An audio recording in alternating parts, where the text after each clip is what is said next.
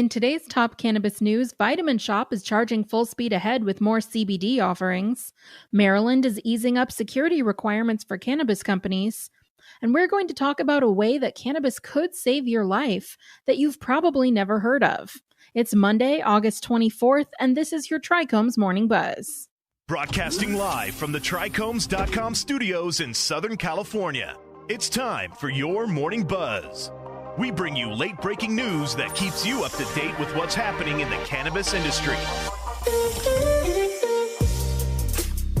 First today, Vitamin Shoppe, one of the nation's largest retailers of health supplements, is putting new emphasis on CBD.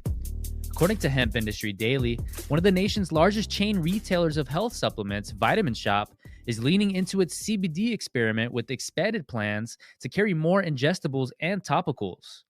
The retailer says that strong demand prompted a move to increase CBD displays in some 572 locations in 39 states, plus Washington, D.C. and Puerto Rico.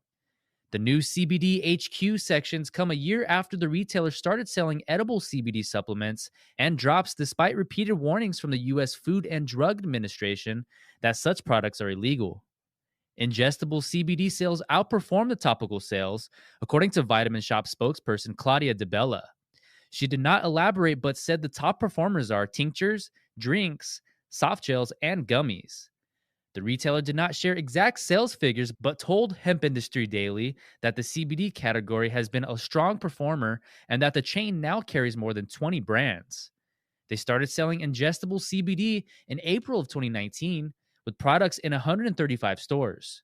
The retailer now carries ingestible CBD in 572 locations and topical CBD in another 150 stores. Next, Maryland is easing up on duplicate cannabis security requirements in the state. Maryland's cannabis regulators are easing some costly and burdensome security requirements while also requiring medical cannabis businesses to keep video surveillance footage for a longer time.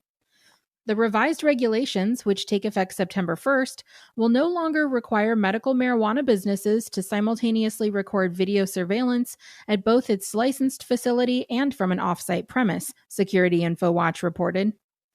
That previous rule, as interpreted by regulators, required businesses to spend an additional $20,000 to $40,000 for dual computer servers, storage, and other duplicate infrastructure, according to one cannabis security consultant. The revised regulations also will require cannabis businesses to archive 90 days of video surveillance instead of 30 days and make video recordings available within 48 hours upon request by state cannabis regulators or law enforcement. Last up today, if Hempcrete can save lives, why aren't more people using it? According to a special report from Rachel Hyman of TRICHOMES.com, this past Tuesday, California Governor Gavin Newsom declared a statewide emergency due to fires burning across the state, which have been exacerbated by the effects of the historic West Coast heat wave and sustained high winds. His declaration comes amid a severe strain on the state's power grid, causing California's first rolling blackouts in 19 years. On Sunday, residents in Northern California saw a siege of lightning with more than 10,800 strikes sparking 367 fires, according to CAL FIRE. As home and business owners in high-risk states face the daunting fact that wildfires are predicted to only increase over the next decade, many are looking towards newer and better ways to fireproof their homes. This is why U.S. Hemp Building Association Vice President Dion Markgraf is so passionate about educating the public about the organization's critical efforts in getting the internationally recognized certification of hemp lime building, more popularly known as Hempcrete, into as many U.S. homes as soon as possible. California and the world are literally on fire. This is a solution to turn that whole equation around, Markgraf said. At least when it comes to housing, we wouldn't have to risk firefighters going up in high-risk locations to save a structure, when that structure could survive the fire without putting lives at risk. While Hempcrete is currently being used abroad as a fire-resistant and fireproof building material, a lack of testing in the U.S. has been holding hemp builders back from truly being able to call Hempcrete the fireproof material that it actually is. Now, Hempcrete is struggling to become officially permitted in the U.S. due to one of the basic core functions of the material. U.S. building standards differ from the European building standards where the Hempcrete system was developed.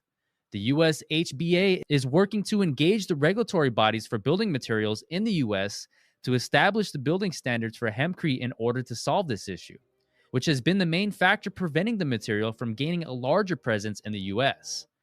For Mark Graff, the ability for US HBA to accomplish this quickly is critical to saving lives right now and in the future. That was today's Buzz. Thanks for listening. For more cannabis news and insights from industry professionals and a place to discuss these stories and others, visit trichomes.com. If you love our content and want more of it on demand, you can now ask your Alexa device to enable Trichomes Radio and stream episodes of this show and other podcasts whenever you like. For trichomes.com, I'm David Fortin. And I'm Allison Ben-Yehuda. Have a great day.